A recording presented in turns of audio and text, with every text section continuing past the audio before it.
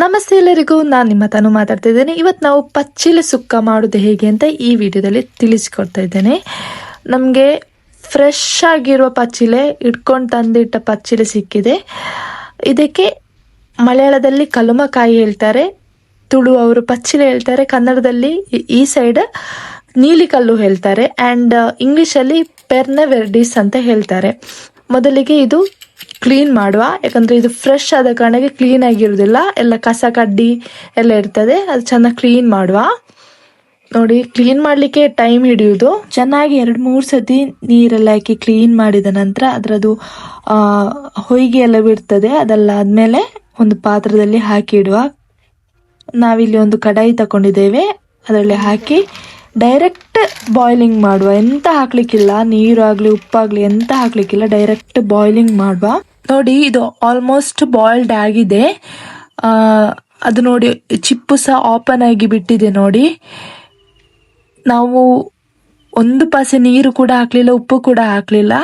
ಅದರಲ್ಲೇ ಇರ್ತದೆ ಉಪ್ಪು ಮತ್ತು ನೀರು ಬಿಟ್ಟು ಬರ್ತದೆ ಬಾಯ್ಲಿಂಗ್ ಆದಾಗ. ಈಗ ಅದರ ನೀರು ಸ್ವಲ್ಪ ತೆಗೆದಿಡುವ. ಇದು ಉಪ್ಪು ನೀರು ಒಳ್ಳೆ ಬೆಂದಿದ್ದಕ್ಕೆ ಒಂದಕ್ಕೊಂದು ಅಂಟುಕೊಳ್ಳಿಲ್ಲ, ಹಾಗೆ ಬೇಗ ಬೇಗ ಚಿಪ್ಪಿಂದ ಬೇರ್ಪಡಿಸ್ಲಿಕ್ಕೆ ಆಗ್ತದೆ. ನೋಡಿ, ಈ ಥರ ತುಂಬ ಸಿಂಪಲ್ ಇದು ತೆಗಿಲಿಕ್ಕೆ. ಮತ್ತು ಇದರಲ್ಲಿ 2 ಟೈಪ್ ಇದೆ ಅಂತ ಅಮ್ಮ ಹೇಳ್ತಾ ಇದ್ರು, ಒಂದು ಅರಶಿನ, ಒಂದು ವೈಟ್ ಅಂತ. ತುಂಬ ಚೆನ್ನಾಗಿತ್ತು. ನಾನಂತೂ ಬರೆ ಬಾಯಿಗೆ 2-3 ತಿಂದೆ, ತುಂಬ ಟೇಸ್ಟಿ ಆಗಿತ್ತು.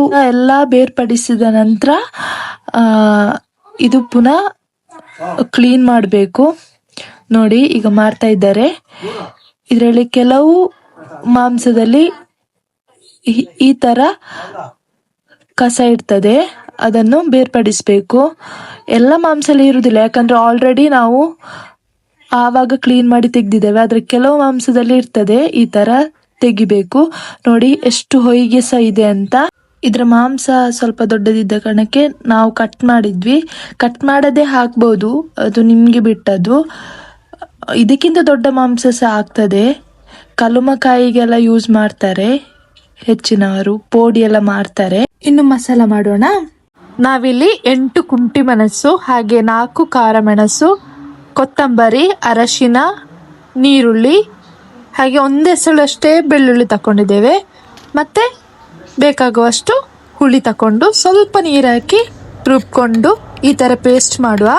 ಮತ್ತು ಅದೇ ಮಿಕ್ಸಿಗೆ ಸ್ವಲ್ಪ ಜೀರಿಗೆ, ಹಾಗೆ ಮೆಂತೆ, ಹಾಗೆ ಕಾಯಿ ಹಾಕಿ ಒಂದೇ ಒಂದು ರೌಂಡ್ ಕಡಿಬೇಕು, ಜಾಸ್ತಿ ಸಣ್ಣ ಆಗಬಾರ್ದು. ಒಂದು ಕಡಾಯಿಯಲ್ಲಿ ಚಚ್ಚಿದ ಶುಂಠಿ, ಹಾಗೆ 2 ಗಡ್ಡೆಯಷ್ಟು ಈರುಳ್ಳಿ, 1.5 ಹಸಿಮೆಣಸು ತಗೊಂಡಿದ್ದೇವೆ ಪರಿಮಳಕ್ಕೆ ಅಂತ.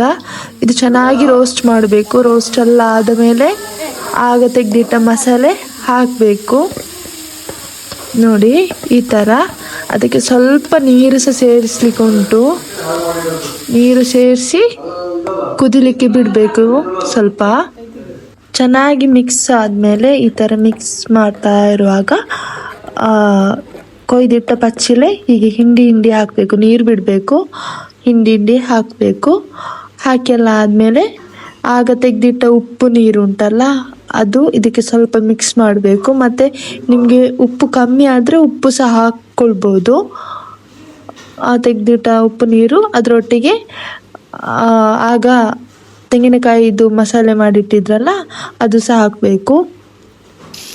ಸೊ ಈಚೆ ಸೈಡಲ್ಲಿ ಇನ್ನೊಂದು ಕಡಾಯಿಯಲ್ಲಿ ಒಗ್ಗರಣೆಗೆ 1 ಬೆಳ್ಳುಳ್ಳಿ, ಸ್ವಲ್ಪ ಎಣ್ಣೆ, ಹಾಗೆ ಈರುಳ್ಳಿ ತೆಗೆದು ಒಗ್ಗರಣೆ ಮಾಡಿಕೊಳ್ಬೇಕು.